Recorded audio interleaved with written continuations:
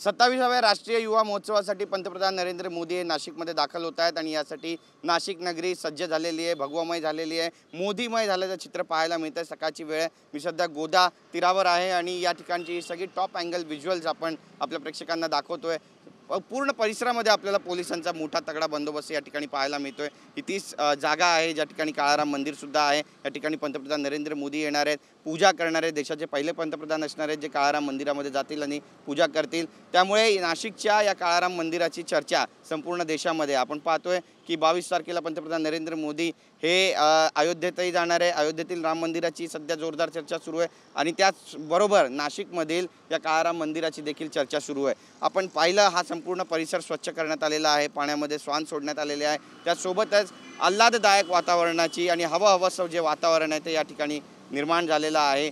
देवाची भक्ती या ठिकाणी केली जात आहे आणि संपूर्ण परिसर जो आहे तो पोलिसांनी आपल्या ताब्यामध्ये घेतलेला आहे. प्रत्येक व्यक्तीची या ठिकाणी चौकशी केली जाते. कुठली अप्रिय घटना घडू नये याची देखील दखल घेतली जाते. सकाळची वेळ आहे, सूर्योदय झालेला आहे, भगवामय वातावरण सगळीकडे आपल्याला पाहायला मिळतं. त्यासोबतच ठिकठिकाणी बॅनर्स, पोस्टर्स आणि रोषणाई, रंगरंगोटी आपल्याला मोदी यांच्या आगमनासाठी पाहायला मिळते. स्वतः महाराष्ट्राचे मुख्यमंत्री सोबत असणारे कालसुद्धा ते आले होते. त्यांनी या संपूर्ण परिसराचा आढावा घेतला होता आणि आज सुद्धा पंतप्रधान नरेंद्र मोदी पोहोचतात. त्यामुळे पंतप्रधान नरेंद्र मोदी यांच्याकडून लोकसभेच्या प्रचाराचा नारळच आज फोडला जाणार आहे असं सुद्धा बोललं जातं आहे. 2019ला महाजनादेश यात्रेच्या समारोपाला पंतप्रधान नरेंद्र मोदी देवेंद्र फडणवीसांसोबत आले होते आणि आज सुद्धा ते या ठिकाणी पोहोचत आहेत. त्यामुळे नाशिकमध्ये उत्साहाचं, आनंदाचं वातावरण आहे. नेमका लोकसभेचा निकाल महाराष्ट्रामध्ये काय लागणार हे पाहणं सुद्धा तितकंच महत्त्वाचं ठरणार आहे.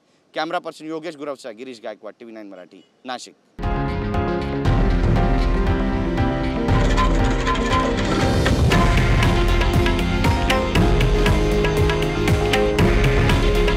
हे आहे देशातील नंबर 1 न्यूज नेटवर्क आणि आपण पाहत आहात TV9 मराठी. काळजी तुमची, हित महाराष्ट्राचं.